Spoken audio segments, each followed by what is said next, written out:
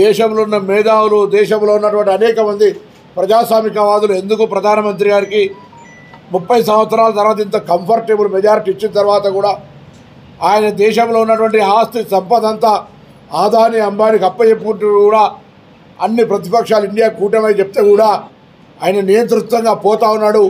ఎందుకు ఇంత మొండిగా అబ్కి బార్ 400 అంటుండని అనేకమైనటువంటి విశ్లేషణలు, చర్చలు జరిగితే అందులో నుంచి వచ్చినటువంటి అంశం ఏంటంటే ప్రధానమంత్రి గారు 400 సీట్లు గెలిచినట్టయితే రాజ్యాంగాన్ని మార్చి డాక్టర్ బాబాసాహెబ్ అంబేద్కర్ గారు రచించారు ఆ రాజ్యాంగ మార్పు ద్వారా ఇప్పుడు అనుభవిస్తున్నటువంటి ఎస్సీ, ఎస్టీ, బీసీల రిజర్వేషన్లు తొలగించవచ్చు. పార్లమెంటులో ఉన్నటువంటి 3వ వంతు ఓటింగ్ ద్వారా 543లో 400 మెజారిటీ ఉంటే ఆయన పార్లమెంటులో ఉన్నటువంటి రాజ్యాంగాన్ని మార్పు చేసుకొని భవిష్యత్తు కాలంలో నియంతలాగా ఉండాలి. దేశంలో ఉన్న సంపదను ఆదాని, అంబానీ, గుజరాత్ కుటుంబాలకు అప్పచెప్పాలి. ఎక్కడ కూడా దేశంలో ఉన్నటువంటి దళితులు, గిరిజనులు, బలహీన వర్గాలు తినడానికి అవకాశం లేదు అనేటువంటి ఆలోచనతోటి మాత్రమే అబ్కి బార్ 400 అన్నాడు అనేటువంటి ఒక మాట రావడము క్షేత్రస్థాయిలో ఏ ఒక్క దళితుడు ఉత్తర భారతంలో ఓటేస్తలేడు. ఏ ఒక్క బలహీన వర్గాల వాళ్ళు కూడా 4 లక్షలతో గెలిచిన బీజేపీ సీట్లో 50,000 లక్షతో ఓడిపోతున్నాయని సెంట్రల్ ఇంటెలిజెన్స్ మొత్తం యావత్ అన్ని సంస్థలు చెప్తుంటే ప్రధానమంత్రి ఆందోళనకు పడి అసహనానికి గురై ఈ దేశంలో కాంగ్రెస్ వస్తే ఆస్తులు ముస్లింలకు వస్తారు ఒకరోజు అన్నాడు, 2వ రోజు మంగళసూత్రాలు గుంజుకుంటుంది అంటున్నాడు, 3వ రోజు ఆస్తులు గుంజుకొని బంగాళాలని మీ అన్ని గుంజుకుంటాయి అంటుండు, 4వ రోజు అర్బన్ ఒక ప్రధానమంత్రి స్థాయి అర్బన్ టెర్రరిజం, అర్బన్ నక్సలిజం వస్తూ అంటున్నాడు, అర్బన్ చాయిస్ చదవని అంటుండు.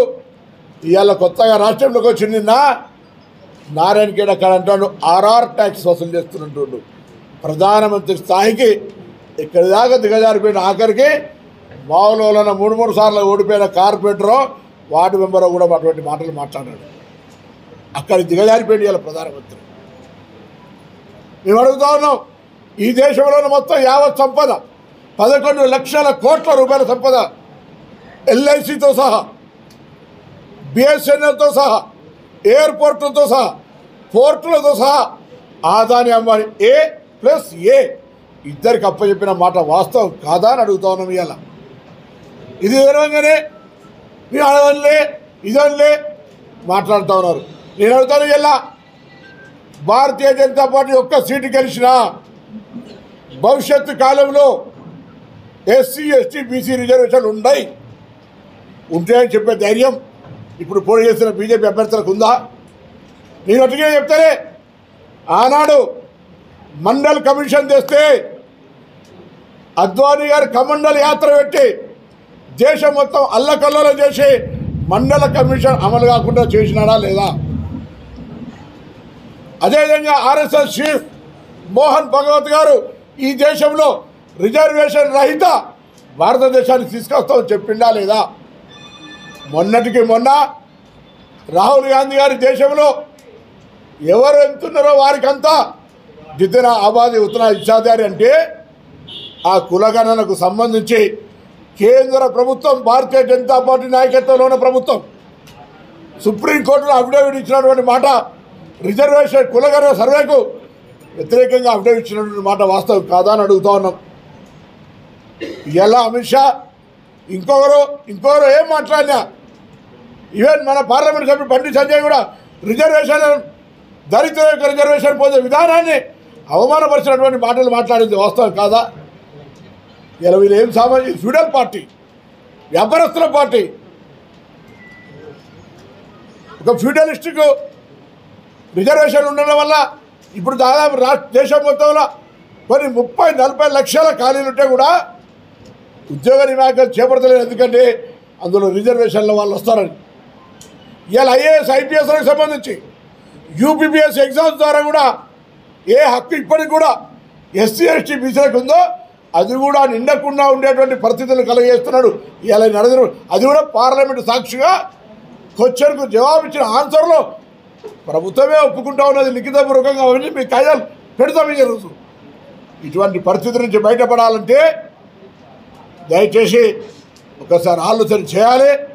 మనను మనం కాపాడుకోవడానికి, మన ప్రజాస్వామ్యాన్ని కాపాడుకోవడానికి, మనకున్న హక్కు రిజర్వేషన్ కాపాడుకోవడానికి, మన పిల్లల భవిష్యత్తుకు సంబంధించి వాళ్ళను ఒక సన్మార్గంలో నడుపుకునే విధంగా ఉండడానికి కొరకు ఈరోజు కుట్ర జరుగుతూ ఉంది. ఆ కుట్రను వ్యతిరేకిద్దాం. రెండవది, ఈరోజు 2023లో అధికారంకి వచ్చాం. డిసెంబర్లో 5 సంవత్సరాలు అధికారంలో ఉంటాం. ఇప్పటికే మహిళలకు ఆర్టీసీ బస్సులో ప్రయాణం ఇచ్చినాం, 500 రూపాయల సిలిండర్ ఇచ్చినాం, 200 యూనిట్ల కరెంట్ ఇచ్చినాం, 10 లక్షల ఆరోగ్యశ్రీ ఇచ్చినాం, రేపు పొద్దున రేషన్ కార్డులు ఇస్తాం, పెన్షన్ 4000 ప్లస్ కొత్త వాళ్ళు లేని వాళ్ళకు కూడా పెన్షన్ ఇస్తాం. మాకు కూడా కేంద్రం నుంచి నిధులు రావాలంటే తెలంగాణ కాంగ్రెస్ పార్లమెంట్ సభ్యులు ఉండాలి. తెలంగాణ కాంగ్రెస్ పార్లమెంట్ సభ్యులు ఉంటేనే ఇవన్నీ కార్యక్రమాలు సక్రమంగా చేయగలుగుతాం. వేరే వాళ్ళు వస్తే ఈ కార్యక్రమాలకు అడ్డంపులు వేస్తారు. దయచేసి మీరు అంతా ఆలోచన చేయండి.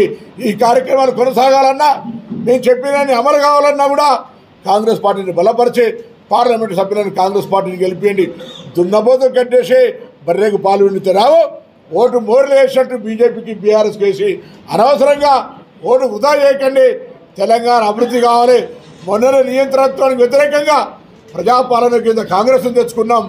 రేపు మళ్ళీ దేశంలో నియంతృత్వానికి వ్యతిరేకంగా త్యాగాల కుటుంబం ఇందిరమ్మ, రాజీవ్ గాంధీ గారు ప్రాణాలు అర్పించిన కుటుంబానికి సంబంధించినటువంటి ఒక మానవతావాది రాహుల్ గాంధీ గారి నాయకునిగా ఈ దేశాన్ని ముందుకు తీసుకుపోదాం, ప్రజాస్వామ్యాన్ని ముందుకు తీసుకోవాలని మాట మనం చేస్తూ స్థానికంగా సిరిసిల్లకు సంబంధించి మళ్ళొక రోజు కార్మిక దినోత్సవం రోజు కాంగ్రెస్ పార్టీ సిరిసిల్ల నేతన్నలకు విశ్వాసం ఇస్తూ ఉంది. ఎన్నికల కోడ్